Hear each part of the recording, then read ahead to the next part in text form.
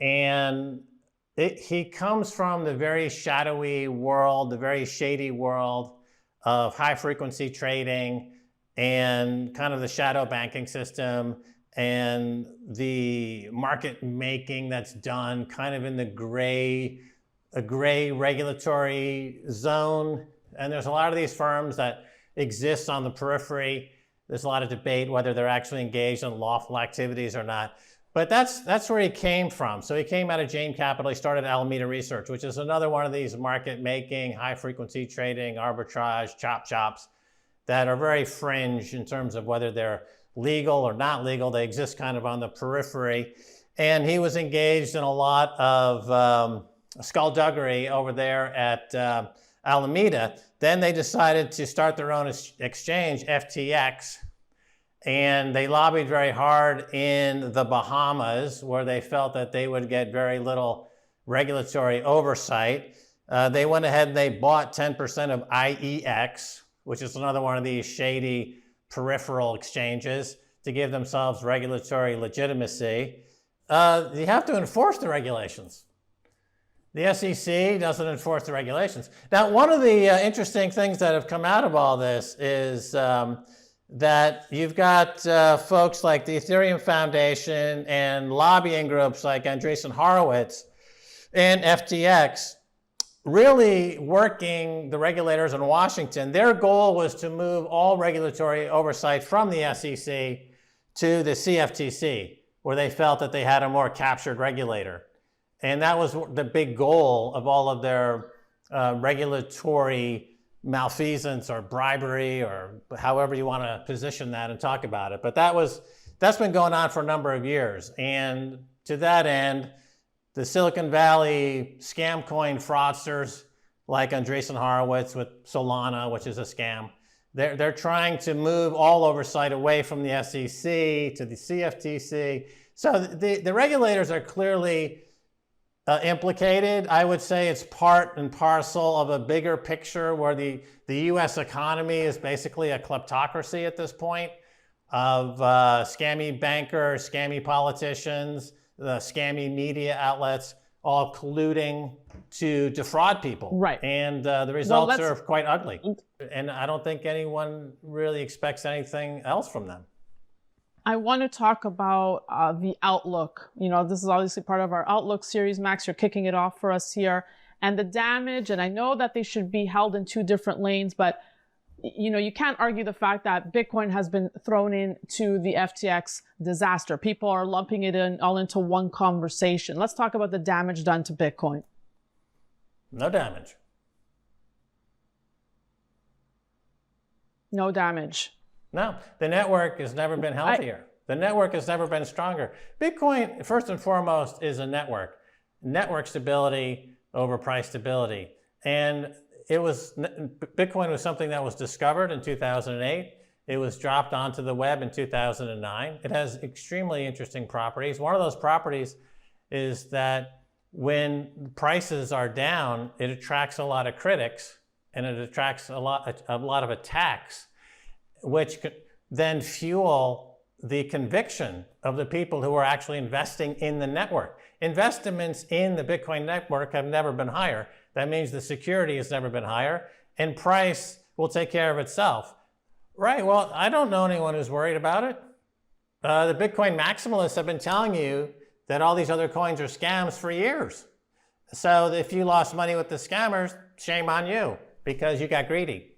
So nothing I can do about that. No, people lost money with Bitcoin. It's down 60% this year. It's been down before, but the network keeps rolling over and keeps ticking, and investment into the network is at an all-time high, Daniela. You're not listening.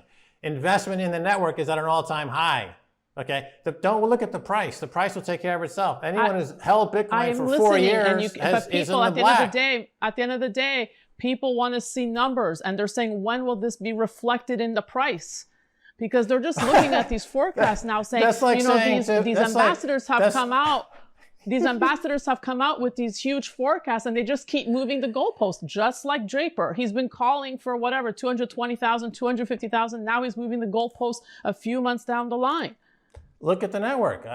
Sorry, I have to keep repeating myself, but the investment in the network has never been stronger, and price takes care of itself. It's like berating Warren Buffett, like, when is my Apple stock going to hit new all-time highs, Warren? He'll be like, well, you know, it's the fundamentals are great. We're buying more. And by the way, I'm the most successful investor in history. This is the time to buy Bitcoin. Securities, again, here in El Salvador, the president made these new security laws that differentiate clearly between Bitcoin and everything else. Everything else is a security per this new law. Okay, so if you're an American and you're confused because your government and your regulators are not providing you with enough education, leave America, move to El Salvador. When you say record people are amount free of money here. People are going into the economy network. is growing here. The president is working for the population. If you're living in a country like in America where the political class and the elite and the media are openly attacking you and undermining you and trying to disenfranchise you, bankrupt you, and unemploy you, leave, get out. Take your Bitcoin and just leave. There's no reason to complain. It's not There's easy you're only for, here yeah, once with Bitcoin. With gold, you have a verification problem. All gold that's transacted, if it's really a serious transaction, you need a third party to verify that it's actual gold. There's a serial number, there's a bar number, it's not tungsten wrapped in gold. So that's time consuming, that's expensive, and it's not fail safe. With Bitcoin, the transaction is the verification. No third-party verification is needed.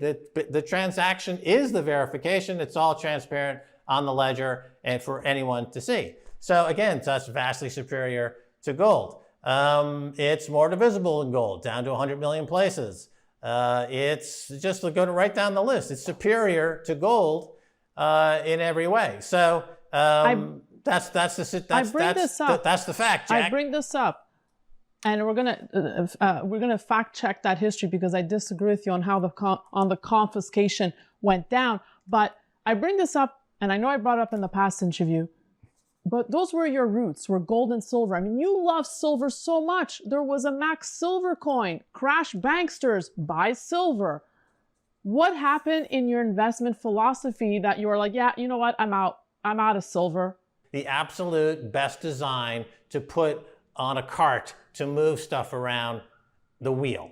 And that design has not changed. It's still a 360-degree circumference. It's called the wheel.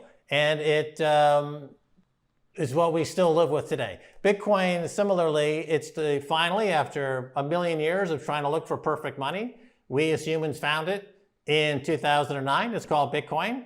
And we see in a country like El Salvador that it's had an immediate, dramatic, positive impact, and that's spreading to the region, to Guatemala and other countries in Central America. It's spreading to Mexico. It's popping up all over the world. We'll soon be on a global Bitcoin standard, and the price will be considerably higher where it is today, and everyone will be kicking themselves that they didn't buy it when it was cheap down here in the teens. You know, that's always the story. They'll say, oh, it's going down, I'm afraid to buy it. Oh, it's too expensive, I missed the boat. And most people never make intelligent or wise investment decisions because they're driven by greed and fear.